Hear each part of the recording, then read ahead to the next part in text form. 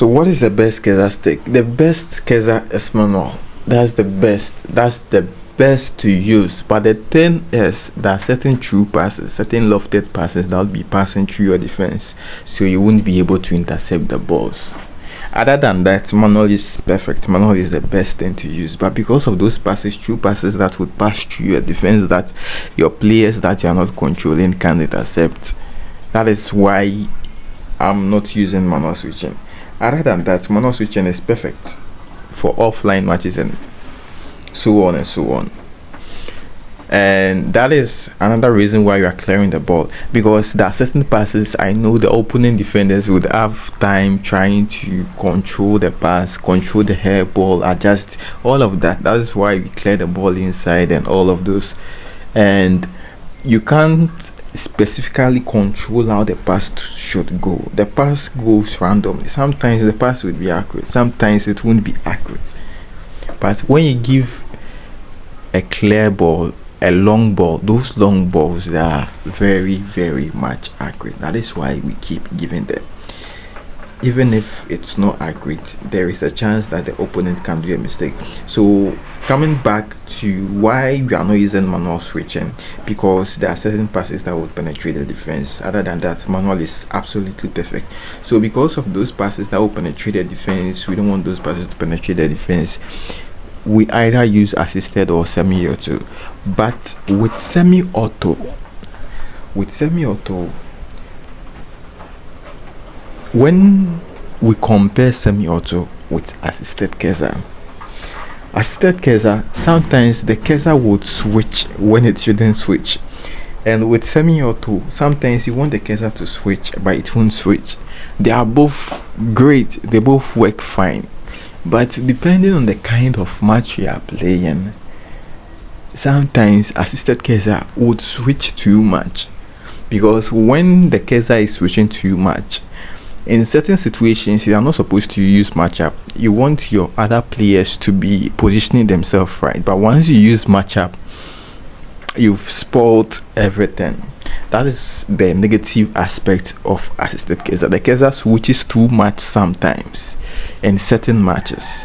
With semi-auto, it's fine, but sometimes you want the Keza to switch, it doesn't switch, and it's acting like manual switching. That's also the disadvantage of semi-auto. So the best Keza stick to use, I can't tell you what the best Keza stick to use is, because no matter what Keza stick you are using, once you start to control a player, your opponent can give certain passes that can pass by the player, like lofted pass. So you have to control the player well once you are in control of the player, to avoid those passes passing through you. Once the pass passes through the newly Keza player, your defense is broken. That's the thing about eFootball right now. There are certain passes it's very hard to control, so you have to control the player. Instead of going to intercept the ball, you have to control the player to block the ball. And whilst you are blocking the ball, your other player should be moving right. Now, currently I'm using semi-auto for this match and the previous match, but for a while now I've been using assisted Keza, and assisted Keza works fine given that the match is very, very smooth. But then there are certain matches that the Keza will be switching too much. When the Keza is switching too much, once the matchup occurs, you'd realize that your player would be behind the opponent. So to fix that, you use semi-auto. So it's up to you. It's the same strategy of trying to find the right angle to intercept. Like the same strategy. Find the right angle to try and intercept the ball. Then you clear and then you start a quick counter attack. It's the same strategy. But if you notice assisted Keza, you are finding it hard to find the Keza right, use semi-auto. With semi-auto, what you have to do is watch, just pay attention to who the Keza is switching to at the back. So if the Keza is on my, okay, so as you can see, the Keza just switched to my center back. I pay attention to the second Keza switch. So right now it's on the CFs. If I lose the ball, and the ball goes back, I pay attention to who the cursor falls on again. So it has fallen on one of my defenders. I'm moving backwards, trying to find the angle right with the newly switched cursor player. So with semi-auto, it's the same thing, but you have to focus on the player who the cursor has switched to, because sometimes the cursor can switch to someone you don't think the cursor would fall on, and if you've not calculated that, you would move differently.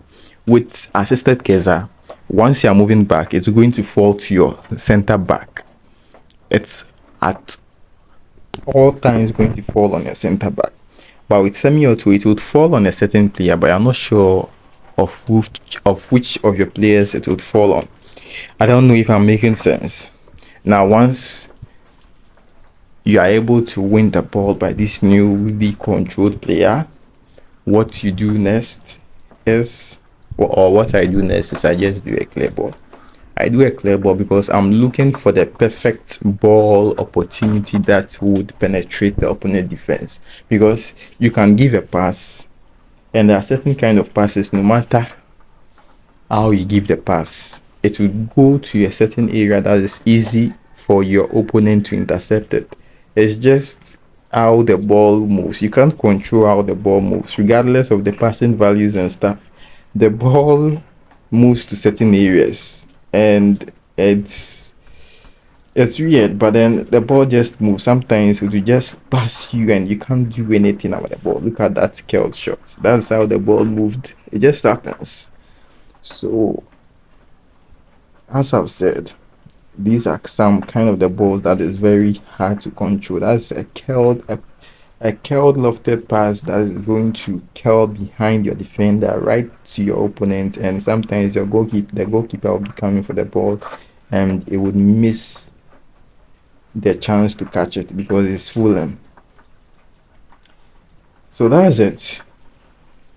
It's between semi-auto and assisted cursor, but you just have to pay attention to those kind of true passes. You have to pay attention to the true passes, this kind of balls that penetrate your defense, and tight marking works a lot in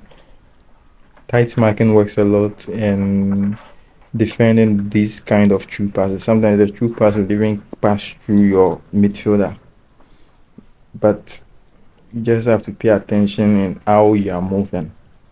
You are moving backwards, but with semi-auto, assisted, you are moving backwards most of the time. But with semi-auto, watch who the cursor switches to when you are moving backwards, and then you have to control the newly controlled or the new cursor player very well. That's it. That's the difference between assisted and semi-auto. Assisted, you are moving backwards. We know that no matter what, the cursor would switch, but sometimes the cursor over switches that you end up being confused. With semi-auto, it switches at a regular rhythm, so you'd have to be moving back and watch the newly controlled, like the new player that the cursor would fall on, and then you control that player well. It's very important that you watch the new player that the cursor has fallen on, and then you control that player well. If you do that, you can use semi-auto very, very easy. That's the trick about semi-auto when compared to assisted cursor. Both are fine. Both are fine. But as I've said, assisted cursor, sometimes it switches too much, and semi-auto, sometimes you want it to switch, but it won't switch. So what you do with semi-auto, that's why it's very, very important that you pay attention to who the cursor falls on semi-auto, so that you can control that newly controlled cursor player very well, so that you don't have to be looking for a new player to switch the cursor to.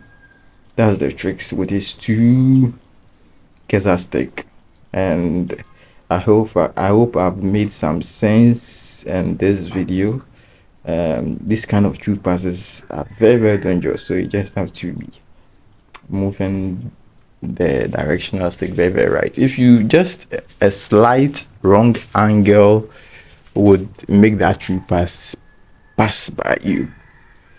The balls just have some weird angles, and pathway that they can pass through that will just pass through you. When you watch the replay, you'd see that it makes sense that the ball passed through you, but when you're actually playing, it doesn't make sense that the ball passed by you. So those are the things you should know between semi-auto and assisted keys. You can also use manual, but with manual you have to manually switch to a certain player. Manual is hard if you don't have the right players, epic players. Manual is a little bit hard. So yeah, that's it. And I don't know, I'll probably see you in the next one.